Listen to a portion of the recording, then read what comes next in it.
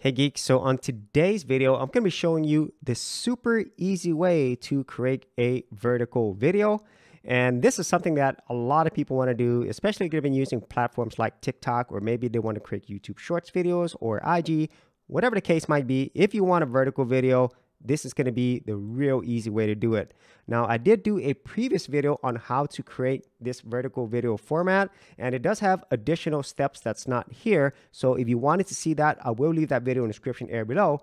But now let's go ahead and look at the new way. And this is available since Davinci Resolve 18.1. So all you do is go up here to File, and then go to your project settings. And then under timeline resolution, the normal default is 1080, so 1920 by 1080. But if you notice, there is a new option called Use Vertical Resolution. So what this is going to do is it's going to flip this around. So instead of 16 by 9, it's now 9 by 16. And then if you click on Save, bam, we have our vertical video, but you'll notice that our video doesn't fill up this entire resolution. So let me show you how we could fix that. So we'll go up here to Project Settings, and then go to Image Scaling. And then down here, you'll notice Input Scaling.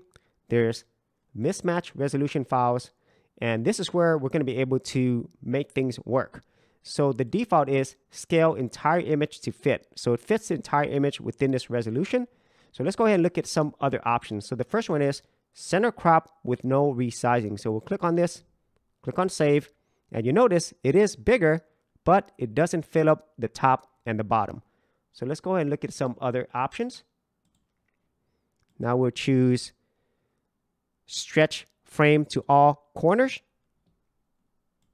And even though this does fill up the top and the bottom, it looks really weird. And so that's definitely not what we want.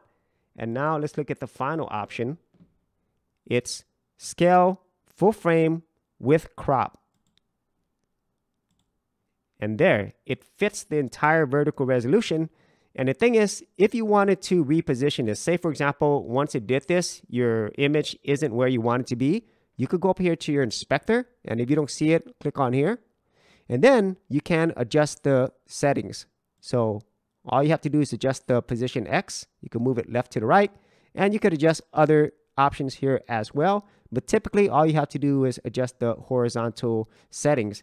And if you wanted to have a more free-form control, you could go down here to your overlays and turn on transform, and now you could easily move this around, but just be careful that you don't move it too far down where you have these black bars on the top, or too far up. So at least for me, I'm probably just going to use the inspector option, so then I still have everything in the frame. And that is all you have to do to use this new vertical video feature. And the great thing is Davinci Resolve also allows you to save these settings. So say for example, you wanted to save it as a preset. You could use this, Save Current Settings as Preset, or if you want it to be the default settings for all your Davinci Resolve projects, whenever you open up Davinci Resolve, you can use Set Current Settings as default presets. But that is such a really great feature. I'm so glad that Davinci Resolve added this. Now there is one other feature, like say for example, you're moving around in this video image. Well, for the free version, it doesn't give you that option to track it, but for the paid version, there's this smart reframe option. But other than that, I really am glad that Davinci Resolve added this, because at least for somebody like myself who mostly shoots things in a widescreen, it's really nice for us to be able to use those same video, but then create vertical videos out of it. So if you did have any thoughts on this or any other ways in which you do this, be sure to leave in the comments area below. And as I mentioned earlier, if you want to see my previous video on how to do this vertical video, along with some additional settings, I'll be sure to leave that in the description area as well. So if you did enjoy this video, be sure to share, like, and subscribe. See you in another video. For serious YouTubers, check out TubeBuddy, the premier tool news at geekoutdoors.com. Get more done today by checking out the affiliate link in the description area below.